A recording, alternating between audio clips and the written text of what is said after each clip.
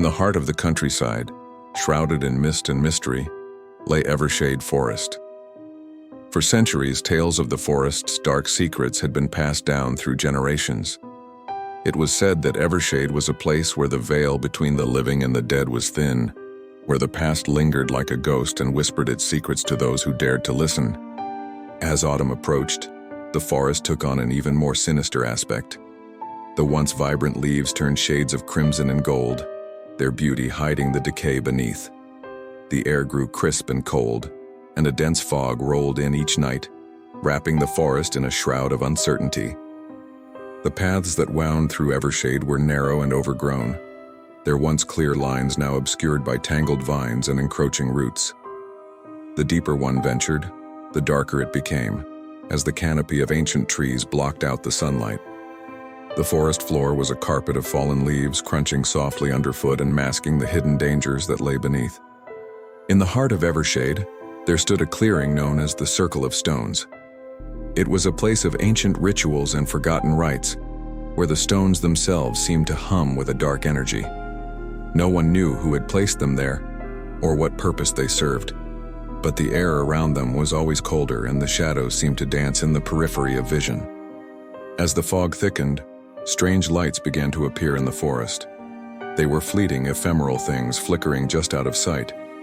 Some said they were will-o'-the-wisps, leading unwary travelers to their doom. Others believed they were the spirits of those who had perished in the forest, forever wandering in search of peace.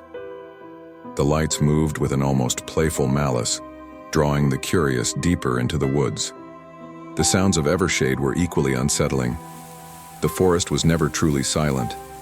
There was always a rustling of leaves, the distant call of an owl, or the soft murmur of a breeze that seemed to carry with it the echoes of the past. At night, the sounds grew more disturbing. Whispers floated through the air, voices speaking in tongues long forgotten. The trees themselves seemed to groan and sigh, as if bearing witness to some ancient sorrow. One of the most disturbing features of Evershade was the old well. Located near the northern edge of the forest, the well had been abandoned for as long as anyone could remember. Its stone walls were crumbling, and the water within was dark and stagnant. Legend had it that the well was a gateway to another world, a portal through which spirits could enter and leave. Those who peered into its depths claimed to see faces staring back at them, their expressions twisted in agony and despair. Near the well, the ruins of an old chapel stood as a testament to the forest's grim history. The chapel had long since fallen into disrepair, its roof caved in, and its walls covered in ivy. Inside, the altar was broken, and the pews were scattered and rotting. The only intact feature was a stained glass window, depicting an angel with wings spread wide. At night, the moonlight filtered through the window, casting an ethereal glow that only added to the chapel's haunting atmosphere. Evershade Forest was also home to a peculiar phenomenon known as the Ghost Road. This narrow, winding path seemed to defy the natural order of the forest, appearing in different places at different times. It was said that those who followed the Ghost Road would be led to the secrets hidden within the heart of the forest. But the journey was fraught with peril, for the road was guarded by spectral figures that only revealed themselves under the cover of darkness. Despite the forest's many dangers, there were those who were drawn to its mysteries. Researchers, thrill-seekers, and the curious alike ventured into Evershade, hoping to uncover its secrets.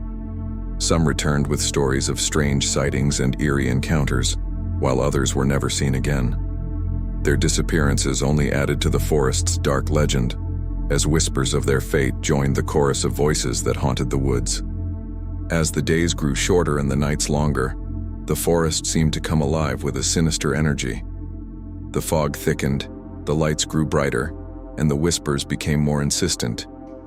Those who wandered too close to the Circle of Stones reported feeling an overwhelming sense of dread, as if the very air was pressing down on them. The lights would circle the stones, dancing in a macabre rhythm, while the whispers spoke of rituals long forgotten and sacrifices made in the name of ancient gods. The old well, too, seemed to awaken, its dark waters swirling and churning as if stirred by some unseen force. Those who dared to approach it were gripped by an inexplicable fear, as if the well itself was calling out to them, beckoning them to peer into its depths. The faces that appeared in the water seemed more vivid, their eyes pleading for release. In the ruins of the chapel, the stained glass angel seemed to glow with an unnatural light, casting eerie shadows that twisted and writhed on the walls. The altar, once a place of reverence, now felt like a focal point of dark energy, and the whispers that emanated from the surrounding forest grew louder and more frenzied. The ghost road became more elusive, its appearance heralded by the wails of the spectral figures that guarded it.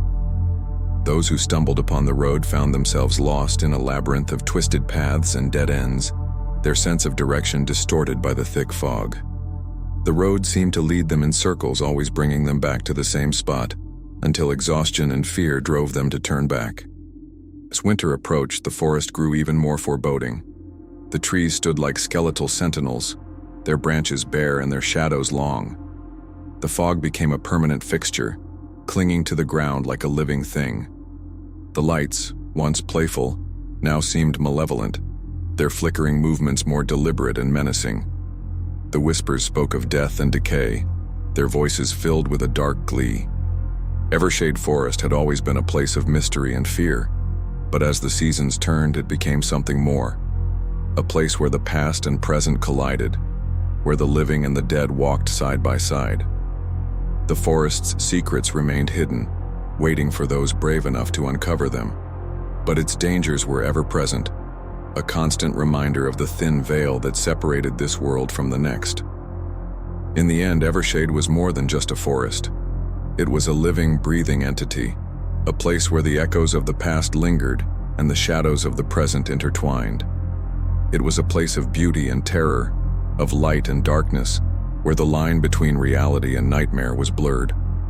And for those who dared to venture into its depths, it offered a glimpse into the unknown, a journey into the heart of darkness itself.